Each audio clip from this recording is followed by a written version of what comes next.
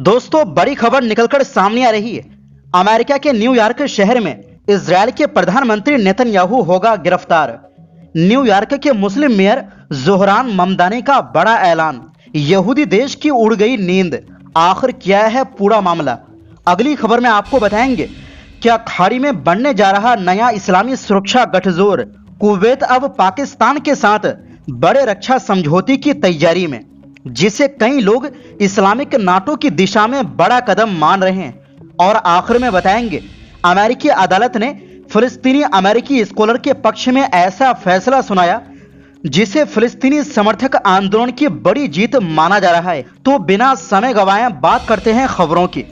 दोस्तों, New York city के mayor Zohran Mamdani ने कहा है कि अगर इजरायल के प्रधानमंत्री बेंजामिन नेतन्याहू संयुक्त राष्ट्र महासभा यानी UNGA के लिए न्यूयॉर्क आते हैं तो उनकी गिरफ्तारी हो सकती है या नहीं, इसे लेकर वो कानूनी सलाह ले रहे हैं। नेतन्याहू सितंबर में होने वाले संयुक्त राष्ट्र महासभा के सत्र में शामिल होने के लिए न्यूयॉर्क आने वाले हैं। द न्यूयॉर्क टाइम्स को दिए इंटरव्यू में ममदानी ने कहा कि उनके मुताबिक नेतन्याहू को न्यूयॉर्क नहीं बल्कि हेग यानी नीदरलैंड में होना चाहिए।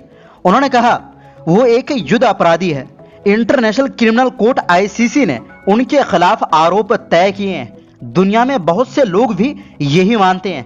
पिछले कई सालों में उनके फैसलों और सैन्य कार्रवाई के कारण ये स्थिति बनी है। ममदानी ने बताया कि मेयर चुनाव प्रचार के दौरान भी उन्होंने कहा था कि अगर नेतन्याहू न्यूयॉर्क आए तो उन्हें गिरफ्तार किया जाना चाहिए। हालांकि अब उनका कहना है कि उन्हें यह साफ नहीं है कि न्यूयॉर्क सिटी के मेयर के तौर पर उनके पास किसी दूसरे देश के प्रधानमंत्री के गिरफ्तार कराने का कानूनी अधिकार है या नहीं, इसलिए वो शहर के कानूनी सलाहकारों से राय ले रहे हैं। उन्होंने कहा कि न्यूयॉर्क का कानून मुझे जो करने की इजाजत देगा मैं वही करूंगा। ममदानी के इस बयान पर इजरायल में बेचैनी है और इजरायल ने इस पर कड़ी प्रतिक्रिया दी। संयुक्त राष्ट्र में इजरायल के राजदूत डैनी डैनन ने सोशल मीडिया प्लेटफॉर्म एक्स पर लिखा कि ममदानी को मेयर के तौर पर अपनी जिम्मेदारियों पर ध्यान देना चाहिए। उन्होंने कहा कि न्यूयॉर्क में बढ़ रही यहूदी विरोधी घटनाओं से निपटने के बजाय वो इजरायल पर हमला करके सुर्खियां बटोरना चाहते हैं। डैनन ने कहा कि ममदानी के बयान से कुछ नहीं बदलेगा। उनके मुताबिक प्रधानमंत्री नेतन्याहू तय कार्यक्रम के मुताबिक न्यूयॉर्क आएंगे, संयुक्त राष्ट्र महासभा को संबोधित करेंगे और दुनिया के सामने इजरायल का पक्ष और अपने नागरिकों की रक्षा के अधिकार को मजबूती से रखेंगे। उन्होंने ये भी कहा कि अगर किसी को गिरफ्तार किया जाना चाहिए तो वो खुद न्यूयॉर्क के मेयर जोहरान ममदानी है। इससे पहले एक न्यूयॉर्क रेडियो कार्यक्रम में नेतन्याहू ने भी ममदानी पर निशाना साधा था। उन्होंने आरोप लगाया था कि ममदानी हमास का समर्थन करते हैं। नेतन्याहू ने यह भी कहा था, मुझे लगता है कि वो अंदर ही अंदर अमेरिका से नफरत करते हैं। वहीं दूसरी ओर दोस्तों, मध्य पूर्व में बढ़ते तनाव के बीच अब एक और बड़ी रणनीतिक हलचल देखने को मिल रही है। रिपोर्टों के मुताबिक कुवैत पाकिस्तान के साथ एक बड़े रक्षा समझौते पर बातचीत कर रहा है। यानी जिस तरह सऊदी अरब पाकिस्तान के साथ डिफेंस एग्रीमेंट किया है उसी तरह कुवैत भी करने जा रहा है। यानी एक तरह से इसे इस्लामी नाटो भी कहा जा रहा है। अगर यह समझौता आगे बढ़ता है तो पाकिस्तान की सैन्य मौजूदगी खाड़ी क्षेत्र में पहले से कहीं ज्यादा मजबूत हो सकती है। सूत्रों के अनुसार कुवैत चाहता है कि पाकिस्तान सिर्फ सैन्य सलाह या ट्रेनिंग तक सीमित ना रहे, बल्कि जरूरत पड़ने पर हजारों पाकिस्तानी सैनिक लड़ाकू विमान, ड्रोन, एयर डिफेंस सिस्टम और दूसरी सैन्य सुविधाएं भी उपलब्ध कराए।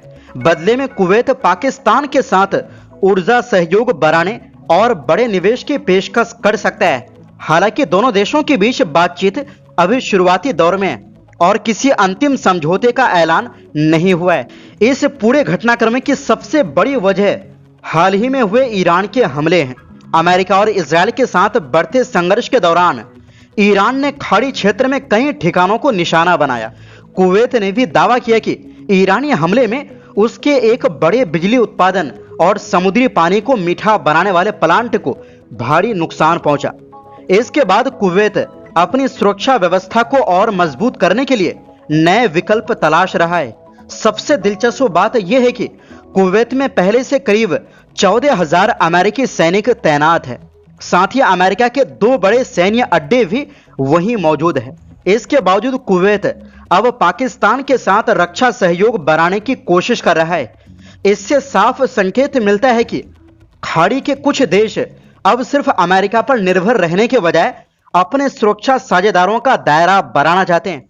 दरअसल पाकिस्तान इस समय एक खास स्थिति में है।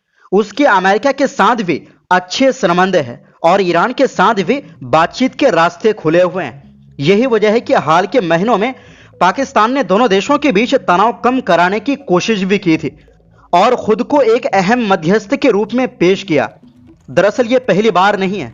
साल 2023 में पाकिस्तान और कुवैत के बीच सुरक्षा सहयोग का समझौता हुआ था, जिसमें संयुक्त सैन्य अभ्यास और प्रशिक्षण शामिल थे।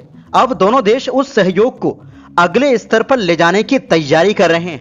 रिपोर्टों के मुताबिक कुवैत चाहता है कि भविष्य में दोनों देशों के बीच ऐसा रक्षा समझौता हो जिसमें किसी संकट की स्थिति में पाकिस्तान सीधे उसकी सुरक्षा में मदद कर सके। इससे पहले सऊदी अरब भी पाकिस्तान के साथ रक्षा सहयोग को मजबूत कर चुका है। खाड़ी क्षेत्र में पाकिस्तान की रणनीतिक भूमिका काफी बढ़ सकती है। विशेषज्ञों का मानना है कि कुवैत की भौगोलिक स्थिति उसे ईरान और इराक की दिशा से होने वाले मिसाइल और ड्रोन हमलों के प्रति ज्यादा संवेदनशील बनाती है। यही कारण है कि वो अपनी सुरक्षा को सिर्फ अमेरिकी सैन्य मौजूदगी तक सीमित नहीं रखना चाहता, बल्कि एक्सेट्रा सुरक्षा विकल्प भी तलाश कर रहा है। हालांकि अगर भविष्य में पाकिस्तान और कुवैत के बीच व्यापक रक्षा समझौता होता है तो पाकिस्तान की जिम्मेदारियां भी काफी बढ़ जाएंगी, क्योंकि ऐसी स्थिति में उसे सिर्फ सैन्य सहयोग ही नहीं बल्कि किसी बड़े क्षेत्रीय संकट के समय सीधे सुरक्षा भूमिका भी निभानी पड़ सकती है। और इसी के साथ दोस्तों, एक अमेरिकी फेडरल कोर्ट ने मशहूर फिलिस्तीनी अमेरिकी स्कॉलर और एएमपी के एग्जीक्यूटिव डायरेक्टर ओसामा अबू इरशाद के पक्ष में एक बड़ा फैसला सुनाया है। साल 2024 में जब वो मिडिल ईस्ट के दौरों से लौटे थे, तब वाशिंगटन डलेस इंटरनेशनल एयरपोर्ट पर कस्टम अधिकारियों यानी सीबीपी ने 2 बार उनके फोन छीनकर उनकी तलाशी ली थी। कोर्ट ने इस तलाशी को पूरी तरह गैर कानूनी करार दिया है। कोर्ट का कहना है कि अधिकारियों के पास ओसामा के खिलाफ किसी भी तरह की आपराधिक संदेहास्पद गतिविधि का कोई पुख्ता सबूत नहीं था।